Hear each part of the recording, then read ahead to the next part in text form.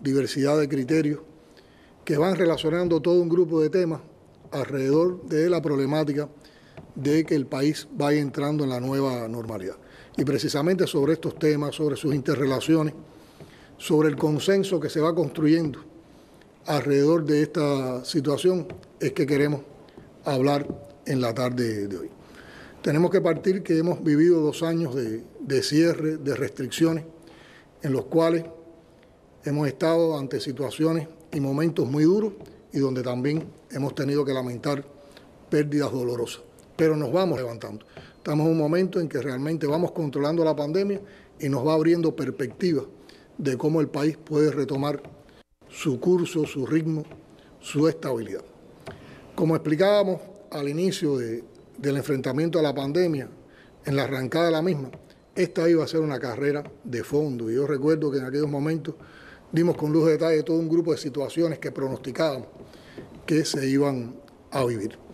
Era también una carrera de resistencia. Si hubiéramos sido un pueblo débil, nos hubiéramos rendido, pero realmente en Cuba no hay espacio para la rendición. Con un pueblo como el de Cuba no hay rendición posible y yo creo que por ese espíritu, por ese esfuerzo, por ese compromiso compartido, es que hoy podemos hablar de resultados, hoy podemos hacer un alto para hablar de recuento, también para homenajear y también para reconocer. Si comenzáramos el homenaje, yo creo que tendríamos que hacerlo, en primer lugar, a los más de 8.270 compatriotas cuyas vidas nos arrebató la pandemia. Y con esto quiero expresar nuestras condolencias a los familiares y amigos. Todos hemos perdido algún ser querido en esta pelea, pero también entre todos nos levantamos a trabajar para que nadie más muriera y sobre todo para que en todo lo posible los fallecimientos, las muertes fueran las mínimas. También hay que homenajear a los que no están y en primer lugar a quienes murieron investigando y brindando asistencia médica en lo que serían sus trincheras en ese momento. Y a ellos yo creo que debemos dedicar el triunfo de la ciencia y de la salud sobre ese enemigo desconocido que se ha cobrado ya más de 5 millones de vidas en todo el mundo. Cuba merece una celebración ajustada a la normalidad nueva, pero una celebración digna del esfuerzo, digna de la disciplina, la participación y la contribución de la inmensa mayoría de nuestro pueblo para que pudiéramos llegar a este momento.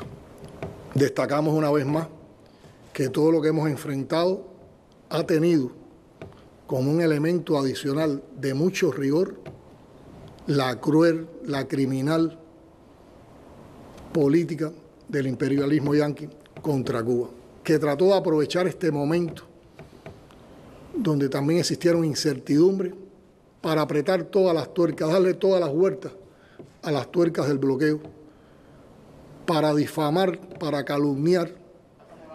Nos han querido presentar como un Estado fallido, de un gobierno que no podía junto a su pueblo sobrepasar esta situación. Pero como decía José Martí, no hay proa que taje una nube de ideas. Y precisamente defendiendo esas ideas es que nuestro pueblo se ha venido sobreponiendo y se abren luces, se abren esperanzas, se abren caminos para continuar adelante. Nosotros tenemos que tener la convicción de que no se reciben premios por desafiar a un imperio. Todo lo contrario.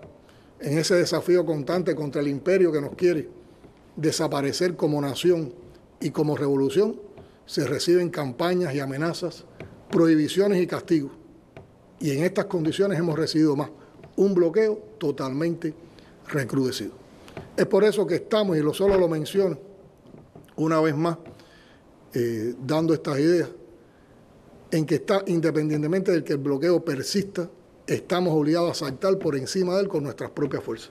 Y por eso siempre estamos haciendo el llamado a sobrepasarlo con nuestros esfuerzos, con nuestro talento, con el talento que hay en el pueblo. Ninguno de nosotros sabe más que todos nosotros juntos.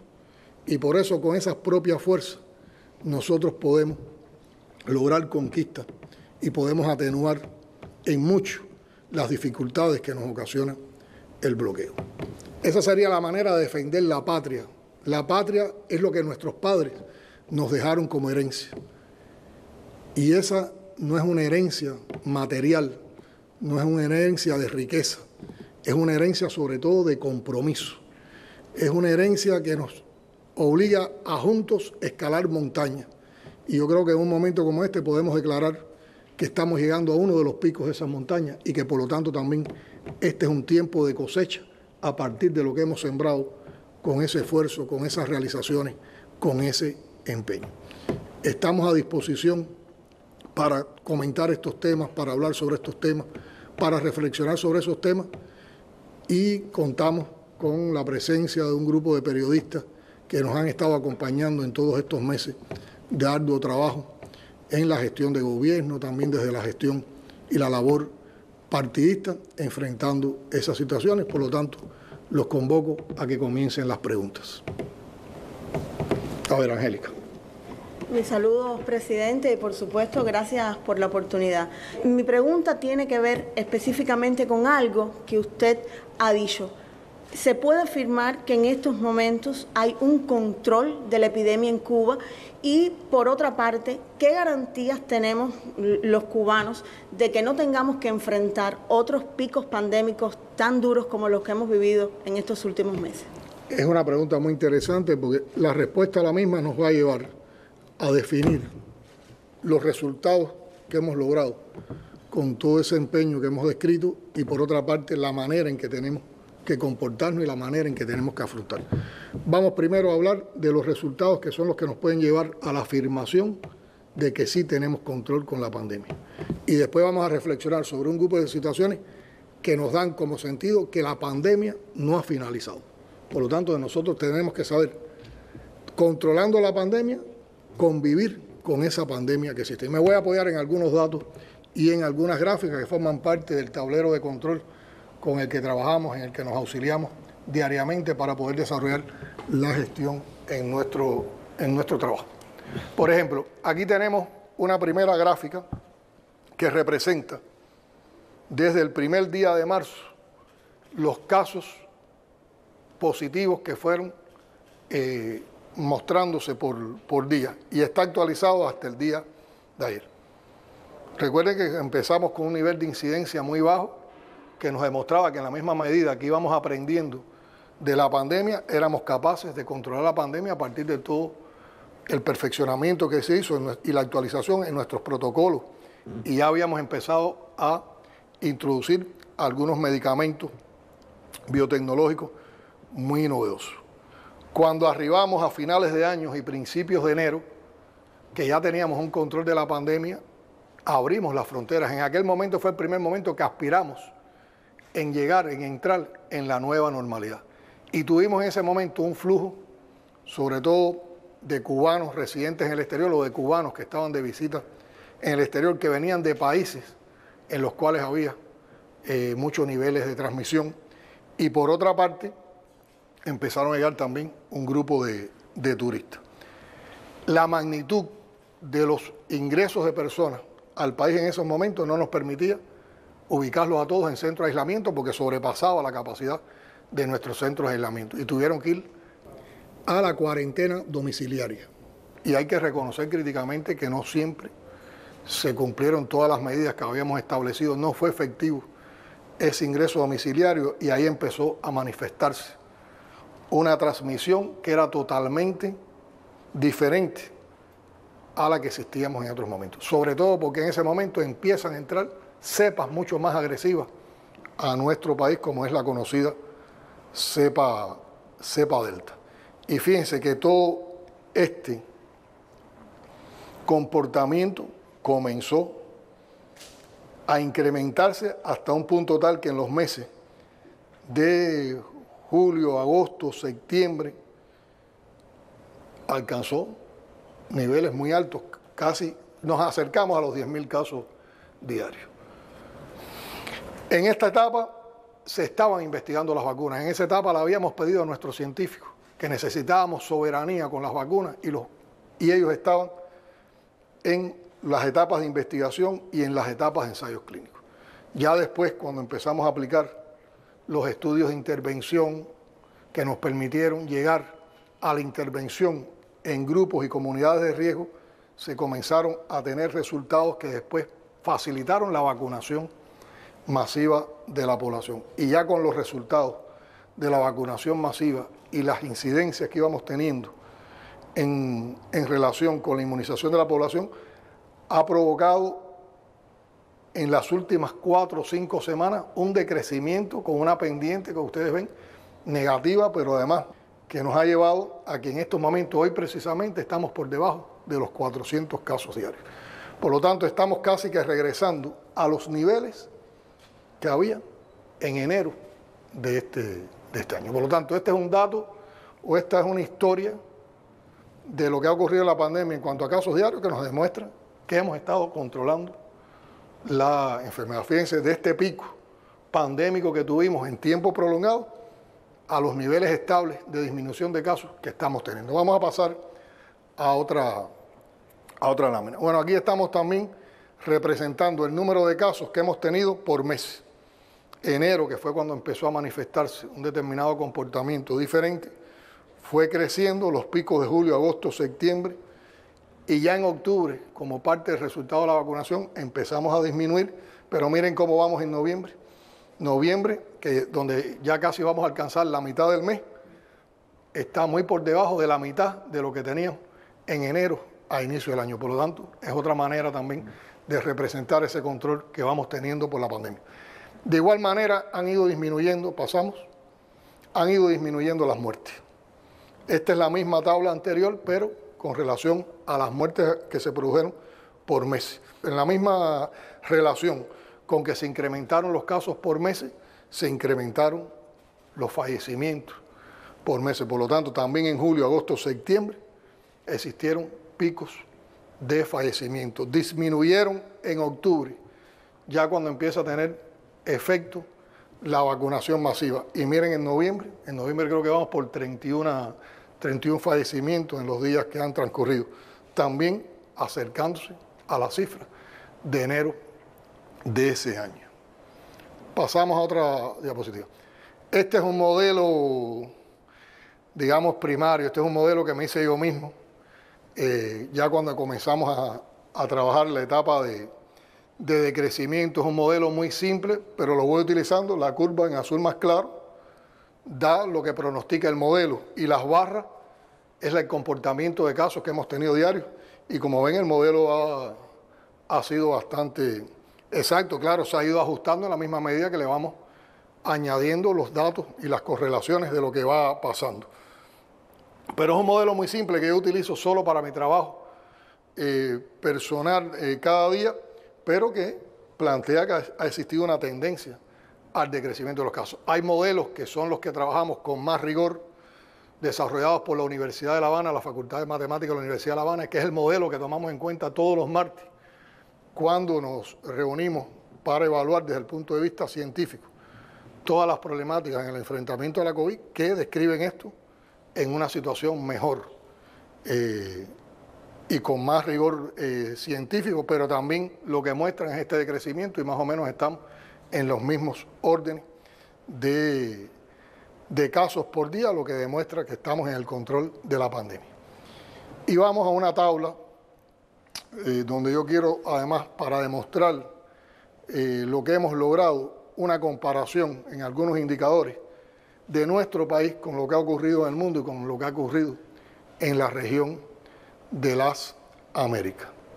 Bueno, en primer lugar, hoy los casos activos en el mundo están en un 7,47% de todos los casos que ha tenido el mundo. En el área de las Américas es un 10,89%. Y en Cuba hoy los casos activos, que están en los 2.000, alrededor de los 2.074 en el día de ayer, es solo el 0,22% de los casos. Por lo tanto, aquí se observa que Cuba tiene mejor control de la pandemia de la que puede existir en el mundo y en la región de las Américas.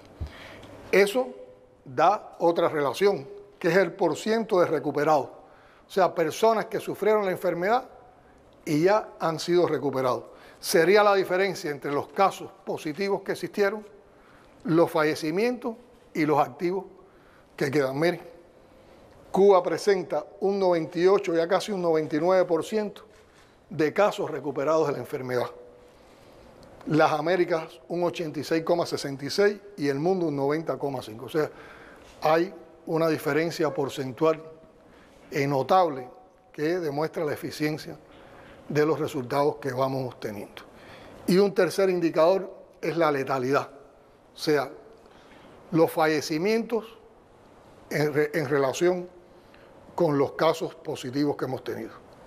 En el mundo la letalidad se comporta al 2,01%, en el área de las Américas al 2,44%, en Cuba la letalidad en estos momentos es de 0,86 y está disminuyendo en estos días.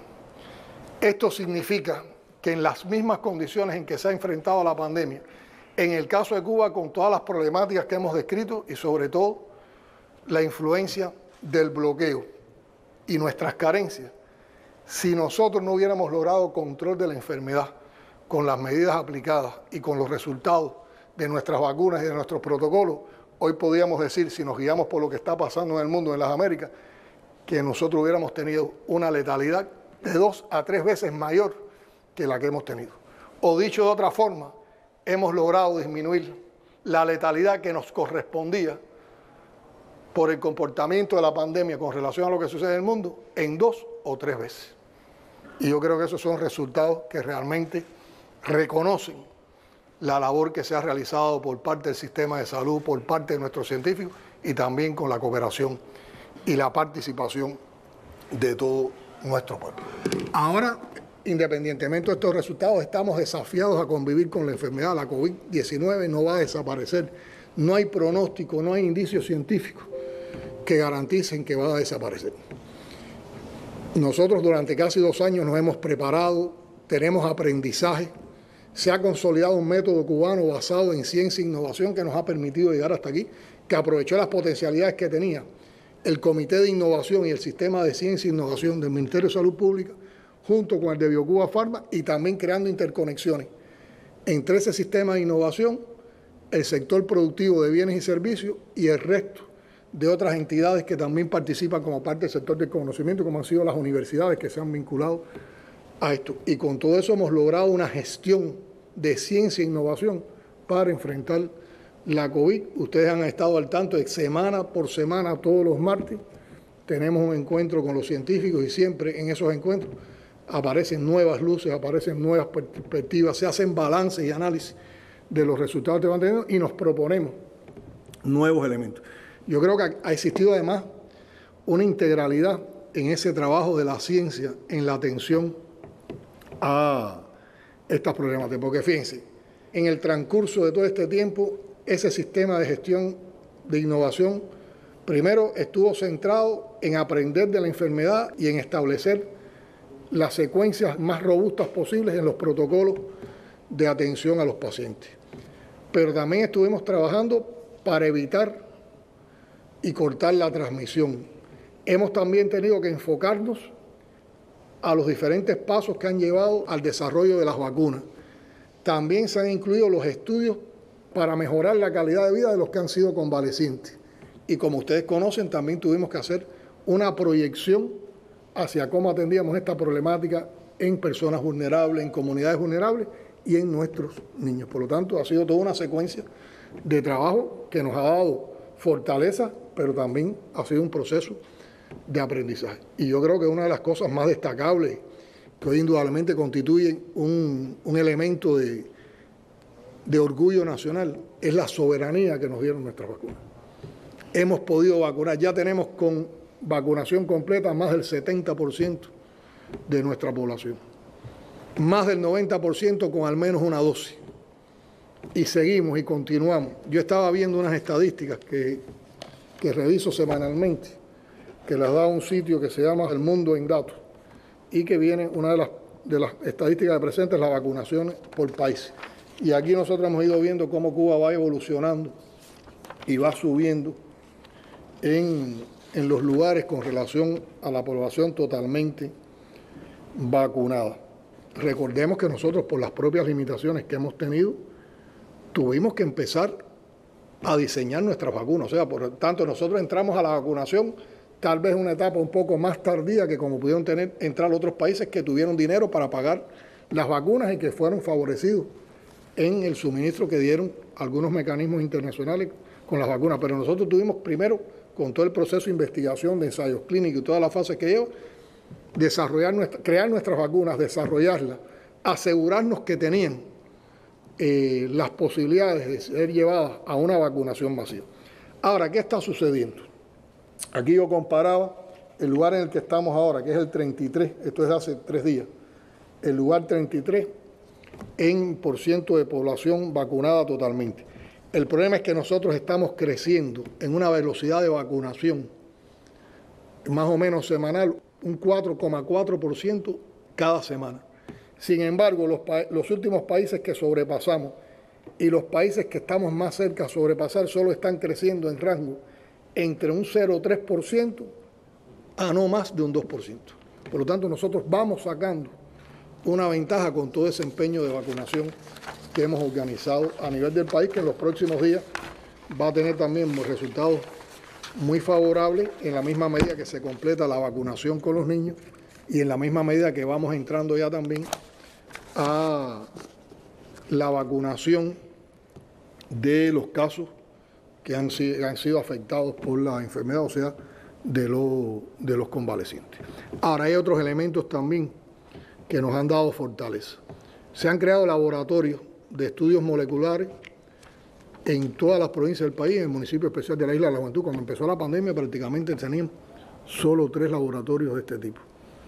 Se han desarrollado medicamentos innovadores, se han aplicado, y es también innovación, medicamentos que ya tenían resultado en el tratamiento de otras enfermedades en las condiciones de la pandemia. Y también se han diseñado, fabricado y se están utilizando equipos y dispositivos creados ante la urgencia de la pandemia. Por ejemplo, cuando llegó un momento que avisorábamos que iba a haber una crisis en las salas de cuidado intensivo por la cantidad de casos que llegaban a estadios de críticos y graves y que en el mundo nos tenían bloqueados y nadie nos vendía ventiladores pulmonares, los científicos cubanos y también en relación el sector productivo estatal con el sector no estatal encontraron respuesta y existieron diseños de ventiladores pulmonares que ya se han producido en el orden de los cientos de ventiladores pulmonares que empiezan también a darnos una soberanía en ese sentido. Y esto yo creo que son en conjunto los resultados que nos permiten avanzar a esa nueva normalidad de la que estamos hablando hoy. Pero la única garantía de mantener una situación bajo control es nuestro comportamiento. Es la responsabilidad que seamos capaces de compartir desde lo individual, lo familiar, lo social, lo institucional, lo colectivo y a nivel de toda nuestra nación. Que sepamos estar a la altura del desafío que implica pasar a la nueva normalidad y que nos permita retomar la vida del país, de cada uno de nosotros, de nuestras familias, de nuestros hijos, en las condiciones actuales, con seguridad, con sostenibilidad. Tenemos por un lado las vacunas cubanas que han demostrado su efectividad. Se ha avanzado en la inmunización y el control de la epidemia es mucho más que evidente. En medio de esta situación, como en los días más duros de la pandemia, seguiremos cooperando con el mundo. Pero tenemos que tener un control que parte de toda nuestra conciencia y nuestra responsabilidad sobre este tema. Hace unos días reconocimos a los creadores de las vacunas. Ayer la Universidad de La Habana entregó el título honoris causa al doctor Vicente Vélez, un importante líder en el equipo de creación de Soberana, pero yo creo que también le debemos, en un momento como este, un premio a la heroicidad y a la dignidad del pueblo cubano. Estamos vacunados, estamos inmunizados, vamos ahora al refuerzo. Tenemos más experiencia, hemos aprendido, hay un sistema de trabajo robusto, existen resultados y además ya estamos hablando, expresando una voluntad de perfeccionarnos a partir también de las cosas que no salieron bien. Y ya hemos planteado orientar algunas de estas sesiones científicas a entrar no solo en los temas de la pandemia, sino a entrar en otras de las problemáticas que nuestro sistema de salud tiene que enfrentar y tiene que perfeccionar. Hemos aprendido, pero no podemos confiarnos ni podemos relajarnos. El reto de abrir la frontera, de podernos abrir al arribo de familiares y amigos, a los turistas y también las festividades de fin de año, de aniversario del triunfo de la Revolución, que se acercan, tenemos que hacerlo con toda responsabilidad. Más preparados que lo que pasó el fin de año pasado, porque tenemos la inmunización, tenemos las vacunas y vamos a refuerzo, pero hay que apoyar todo ese esfuerzo y todo ese resultado con mucha responsabilidad para no retroceder y para hacerlo con seguridad. Y yo creo que esos son los dos elementos que podíamos destacar. Hemos controlado la enfermedad, estamos controlando la pandemia, pero tenemos que con responsabilidad convivir con la pandemia para no retroceder, como es tu preocupación, a un rebrote pandémico. Talía. Sí, un saludo, presidente Díaz-Canel, gracias por la oportunidad. Usted ha hablado sobre el tema de las vacunas, orgullo nacional, un tema sin dudas del que más se habla hoy en nuestros hogares, en las escuelas, que muchas ya comenzaron, en las comunidades. Y hay una pregunta también, usted mencionaba el tema del refuerzo.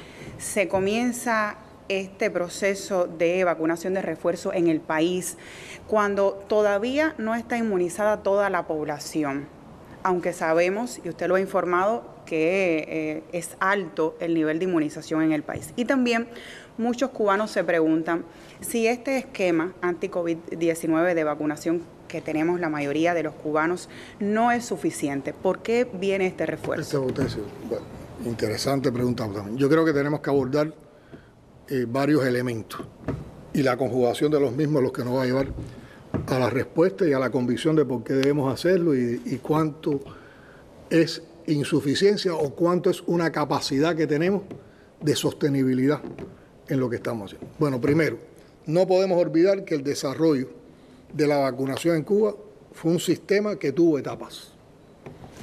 Empezó por una etapa de investigación científica para llegar a la creación de las vacunas. Después fue a los ensayos clínicos necesarios para comprobar la seguridad de esas vacunas. Después pasamos al estudio de intervención. Con los resultados del estudio de intervención y la aprobación del CERMED pudimos ir a las intervenciones en grupos y territorios de riesgo. Y con los resultados de la intervención en grupos y territorios de riesgo entramos en la vacunación masiva. Por lo tanto, nosotros tenemos cubanas y cubanos vacunados en diferentes momentos. O sea, la vacunación no se hizo para toda la población de golpe. Por lo tanto, hay personas que ya llevan más de 4 o 5 meses vacunados, tal vez algunos lleguen a 6 meses y otros están en estadios más cercanos a este tiempo, han recibido una o dos dosis y todavía no han completado en este momento. Por lo tanto, eso nos da en el tiempo una distribución de vacunación que no ha sido uniforme. O sea, tenemos personas con más tiempo de vacunado y otras con menos tiempo de vacunado. ¿Qué tendencias hay en el mundo de la investigación científica en estos momentos?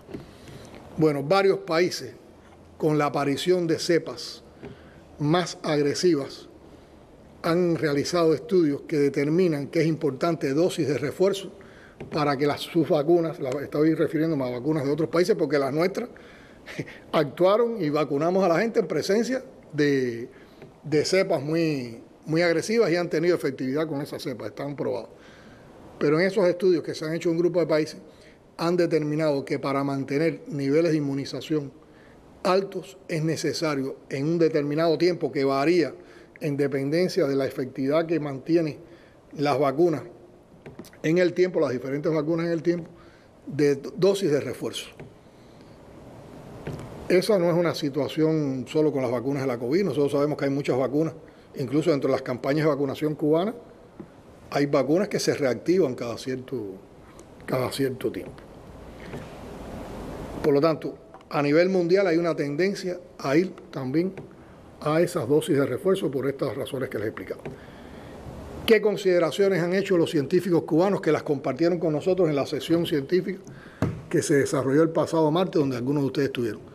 Que la efectividad de las vacunas cubanas está demostrada, incluso se ha comprobado que hay altos niveles de anticuerpos a partir de la vacunación que se prolongan con niveles muy superiores hasta los 8 meses, entre 6 y 8 meses.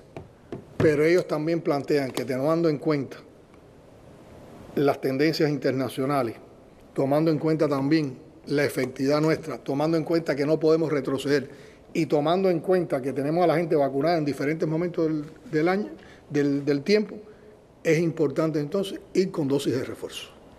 Esas dosis de refuerzo entonces, aunque hay una parte de la población que no hemos terminado, pero empezaríamos por los que ya llevan más tiempo vacunados con el esquema completo. ¿Por qué lo podemos hacer? Primero, porque tenemos nuestras vacunas. En segundo lugar, porque nuestras vacunas demostraron que son seguras y nos han dado inmunidad.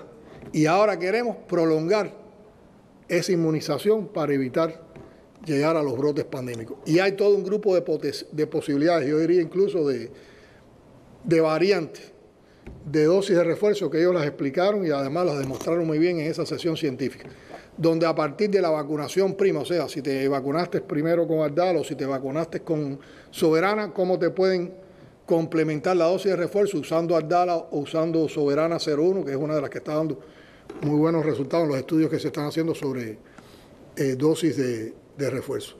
Y recordemos aún más, nosotros todavía estamos desarrollando los ensayos clínicos y las pruebas de un quinto candidato vacunal, que es Mambisa, que viene también con muy buenas perspectivas y que los resultados previos que se tienen, que todavía no están completos, dan muy buenas posibilidades de que pueda ser utilizado con mucha efectividad también como dosis de refuerzo. Recuérdense que Mambisa tiene una posibilidad también de aplicarse a nivel de fosas nasales. O sea, yo creo que con todas esas potencialidades se justifica, tomando en cuenta tendencias internacionales, tomando en cuenta nuestros estudios científicos y nuestras capacidades y nuestro anhelo de no retroceder, de ir a las dosis de refuerzo. Presidente. Arlene.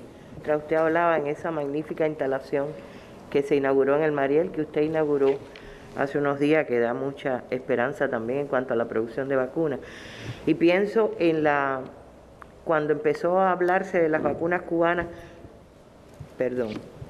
cuando empezó a hablarse de las vacunas cubanas y su efectividad, muchos en el mundo dijeron: voy a hacer turismo a Cuba para vacunarme. ¿Está contemplada la posibilidad de que se pueda aplicar a los turistas la vacunación, siempre que lo demanden, por supuesto? Y aprovechando también que entro en el tema ya del turismo, ¿se ven posibilidades reales de recuperación de ese sector que dinamiza todo el resto de la economía cubana? Bueno, tu pregunta, que ya está conjugando temas de turismo con temas de vacunas, indudablemente es una pregunta que también tiene un enfoque hacia la economía y al papel de reanimación de nuestra economía en esta situación de nueva normalidad a la que vamos avanzando. Primero, reconocería el esfuerzo descomunal, o ratificaría el esfuerzo descomunal que ha tenido que hacer el país en todo este momento, y que en medio de una situación económica tan compleja, Cuba se volcó a salvar vidas ante todo, a salvar vidas. Y vuelvo a recalcar que al inicio de la COVID expusimos con toda sinceridad la complejidad de esa situación. Desde aquel momento adelantábamos que el país iba a disminuir sus niveles de ingresos, por lo tanto íbamos a tener desabastecimiento. Anunciamos de que se iba a paralizar el turismo, que no íbamos a recibir los ingresos por turismo ni los niveles de turismo que teníamos en otros momentos. Nosotros llegamos a alcanzar más de 4,5 millones de turistas en un año. Hablábamos también de la contracción que iba a tener la inversión extranjera, las contracciones que iban a tener nuestras exportaciones y nuestras importaciones, las dificultades que íbamos a tener con procesos productivos, que se iba a ralentizar los procesos de la economía, los procesos de servicios, y entre ellos el turismo. En esas condiciones excepcionales por las que ha transitado la economía, como explicamos en la Asamblea Nacional del Poder Popular, el país dejó de recibir más de 3.000 millones de dólares en año y medio de ingresos, que habría que ver qué cosas estarían hoy distintas si hubiéramos contado con esos ingresos. Pero además, con los pocos ingresos que recibimos, una parte importante los tuvimos que dedicar precisamente a salvar vidas, y más de 300 millones de dólares se han dedicado a cubrir los gastos de aseguramiento en el enfrentamiento a la COVID. En medio de eso, hemos expresado toda la voluntad para seguir proponiendo acciones que complementen la estrategia económica y social que se diseñó precisamente para enfrentar la crisis económica que está a nivel, que es multidimensional, multifactorial y está a nivel global. Y ahora con esta entrada a la nueva normalidad, indudablemente nuestra economía se irá recuperando. Y yo diría que se irá recuperando en condiciones también de nuevas capacidades, porque en medio de todas estas circunstancias hemos aprobado los nuevos actores económicos.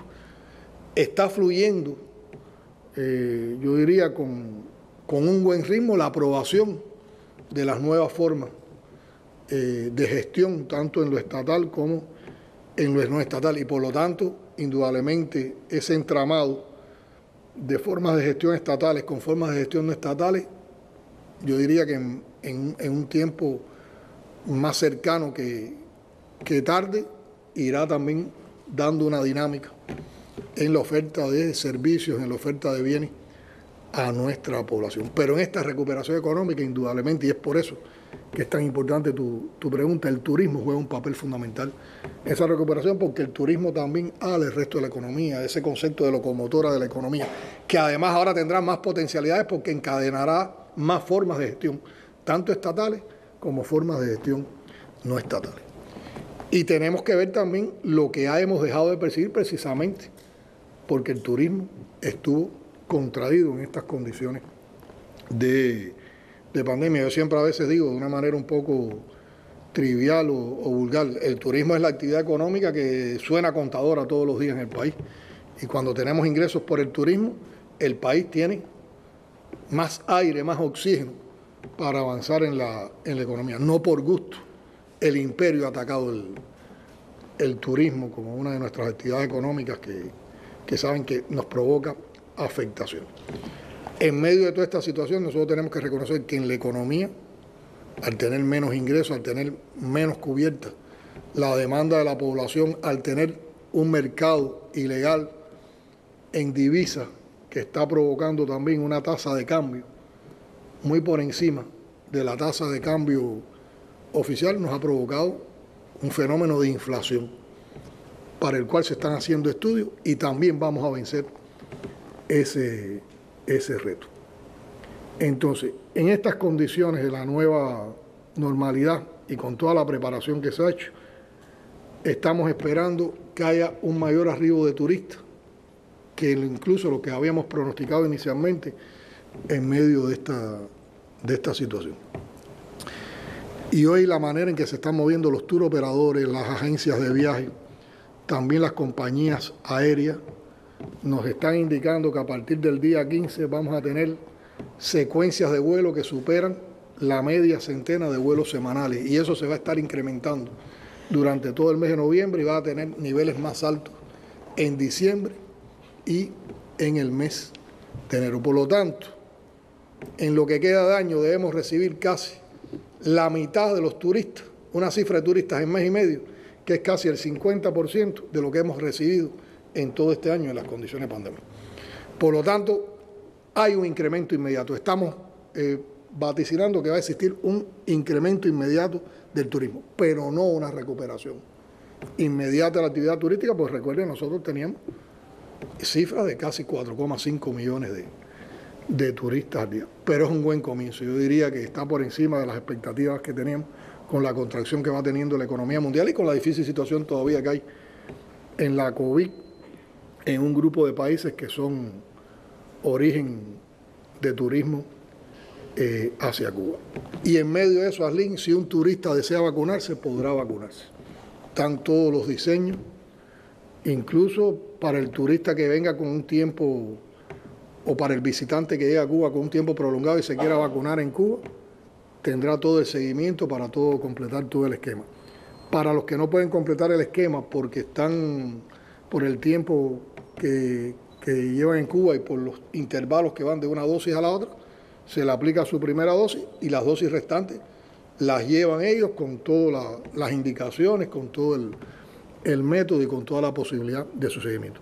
De hecho, ya nos han anunciado que hay grupos de turistas que vienen precisamente con el objetivo, además de pasar una estancia en Cuba, vacunarse y poder aprovechar la seguridad que da las vacunas cubanas. Y yo creo que la manera en que se han preparado, ahí el Marrero ha sido un recorrido por El primer ministro hacía un recorrido por los aeropuertos para ver también cómo se iba preparando la campaña. En estos días desde el gobierno se han seguido los elementos de aseguramiento logístico al turismo. En este tiempo el turismo no estuvo detenido. Había niveles bajos de turismo, pero se estuvo trabajando en la recuperación de la planta hotelera y hubo un esfuerzo tremendo para recuperar capacidades, para crear mejores condiciones en los hoteles, y eso nos da de que los turistas que arriban a Cuba encontrarán un país en paz, un país solidario, una isla hermosa y entrañable, un pueblo amable, y podrán apreciar una Cuba que vive y una Cuba donde se vive con seguridad. Estos temas en que hemos estado relacionando economía, turismo, vacunas, en condiciones de COVID y en condiciones de nueva normalidad, les anuncio que van a ser tratados de una manera más profunda, más detallada. La próxima semana también una comparecencia de prensa que encabezará el primer ministro Manuel Marrero Cruz, el viceprimer ministro y ministro de Economía y Planificación Alejandro Gil y otro grupo de ministros y representantes de instituciones vinculadas a los temas económicos. Gracias, presidente.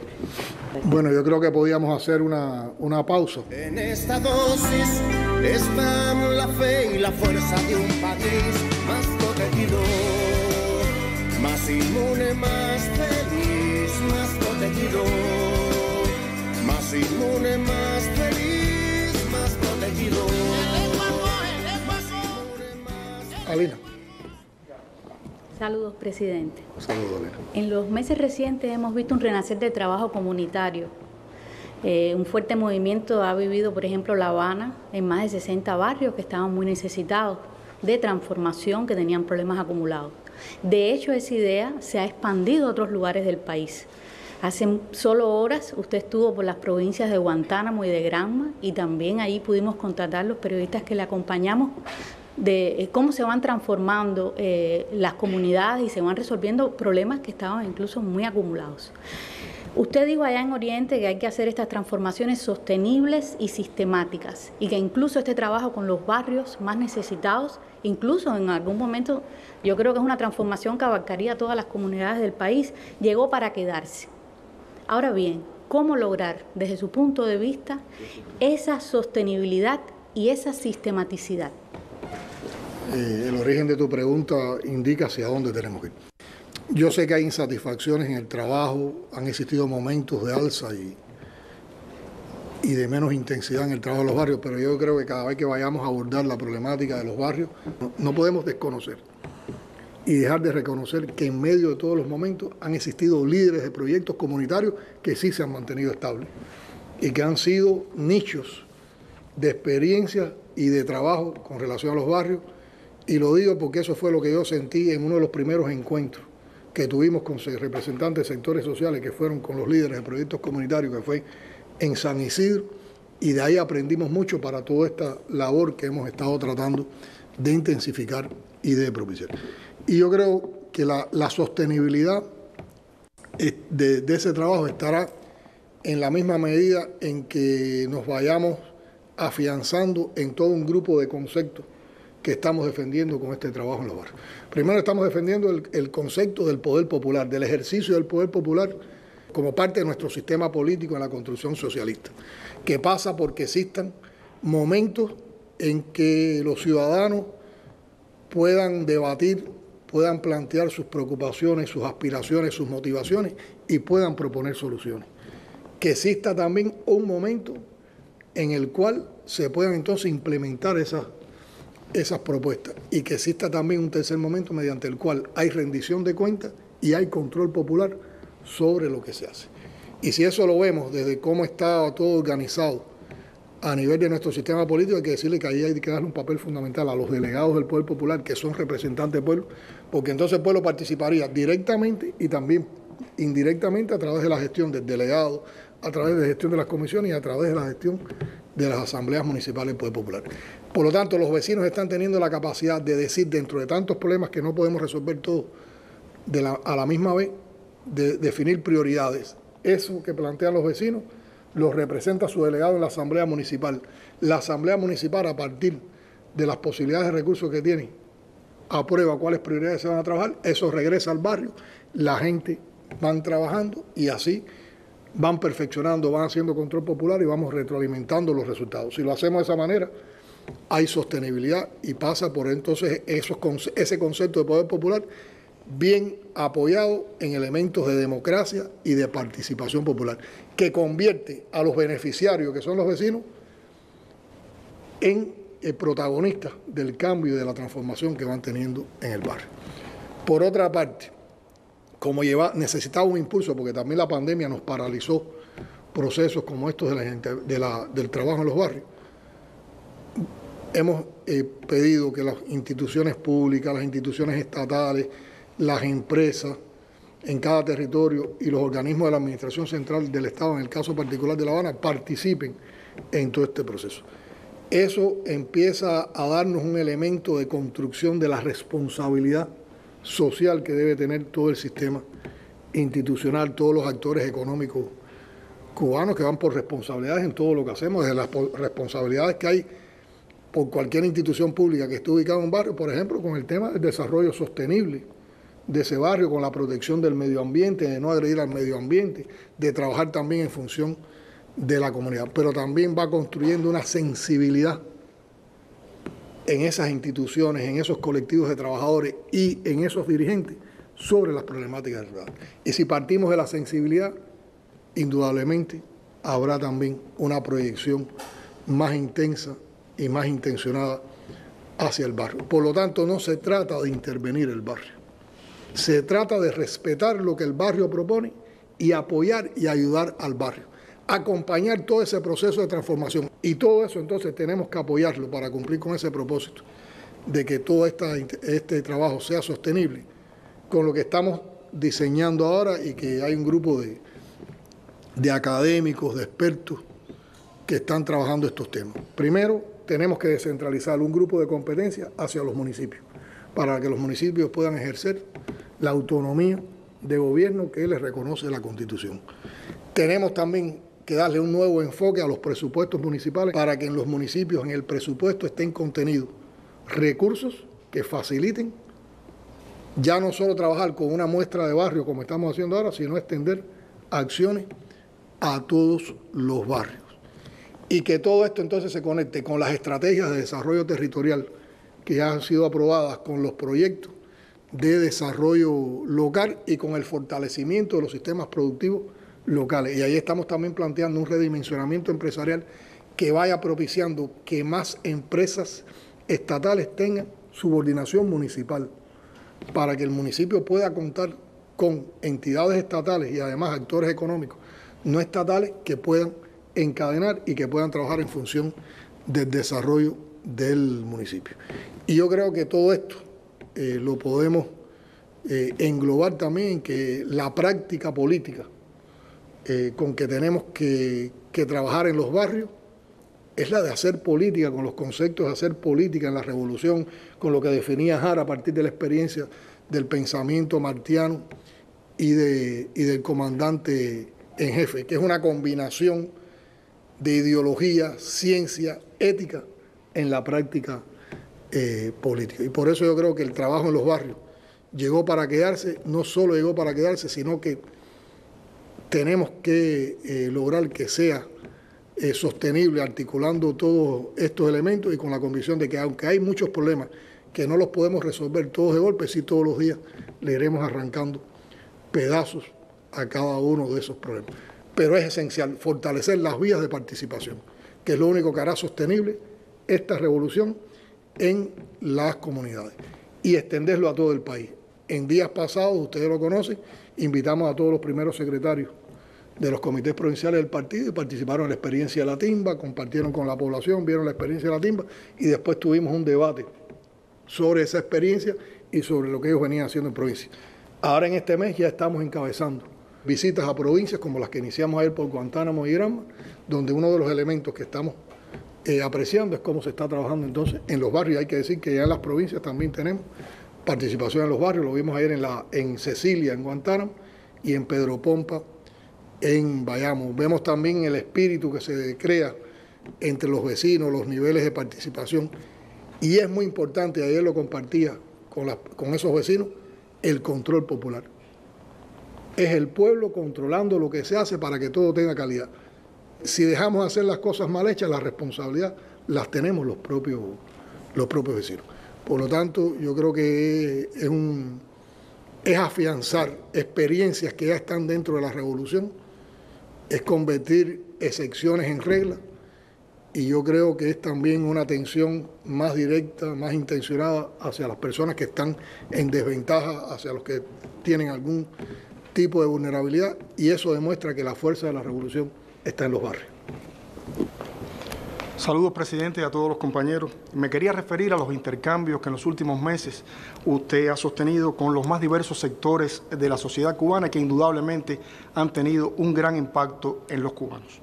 ¿Se va a mantener en el tiempo esta práctica? ¿Se ha diseñado algún tipo de sistema de trabajo que permita recoger que las opiniones y criterios que emanan de estos eventos no se conviertan en una letra muerta?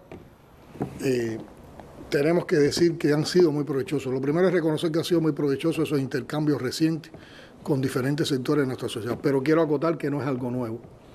Nosotros veníamos realizando también un sistema intenso de visitas en composición de todo el gobierno a las provincias que ya habíamos sistematizado, ya íbamos por el tercer recorrido a provincias, y en esos recorridos teníamos intercambios con las universidades, con estudiantes y profesores, con el sector científico, con el sector artístico, con la prensa, y también los tiempos de pandemia provocaron una ruptura en estos encuentros. Pero indudablemente, de manera renovada, como tú reconoces, hemos vuelto a esta práctica.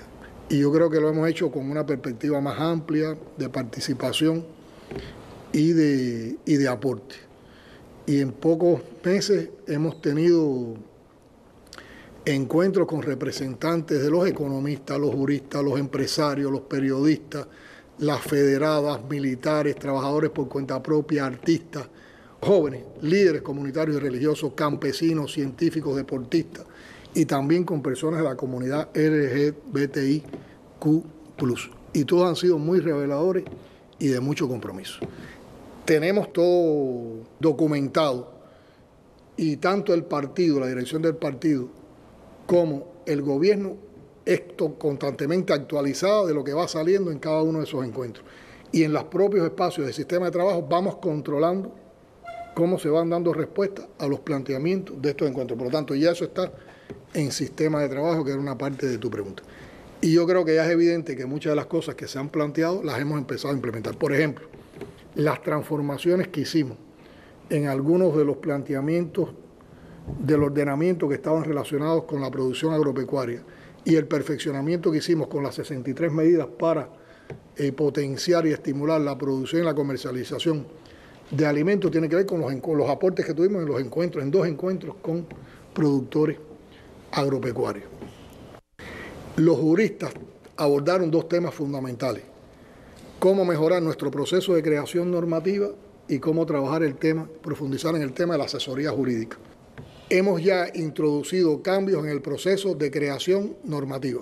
Muchos de los principios que ellos plantearon los hemos incorporado en el proceso para llegar al Código de las Familias. Fíjense que fue una versión, la 22, la versión del 22 del Código de las Familias, sin ser todavía un anteproyecto, sin ser todavía el documento final que se iba a presentar a la Asamblea Nacional antes de llegar a su aprobación y a la consulta popular. Se empezó a circular con mucho tiempo para recoger opinión de la población. Por lo tanto, de esa versión 22 ya hay nuevas versiones que incorporan esos elementos que forman parte de la creación normativa, y es el documento que será llevado como un anteproyecto a aprobación de la Asamblea Nacional del Poder Popular para después continuar con ese proceso. El encuentro con la comunidad LGBTIQ+ nos dio, a partir de sus historias de vida, mucho conocimiento y mucho reconocimiento de temas que tenemos que abordar desde otro punto de vista social, que tienen que ser contenidos también de políticas sociales, incluso algunos elementos contenidos también para su tratamiento en el Código de la Familia. El encuentro con los académicos de la Academia de Ciencias de Cuba de inmediato tomó como un acuerdo que todos los meses íbamos a tener encuentros con la Academia de Ciencias de Cuba como un órgano consultor que pueda aportarnos mucho en diversos temas que tiene el país, y ya de hecho el próximo lunes tenemos nuevamente un encuentro. O sea que todo esto va teniendo un sello caer en letra muerta. Y hay que reconocer el aporte que han tenido estos sectores.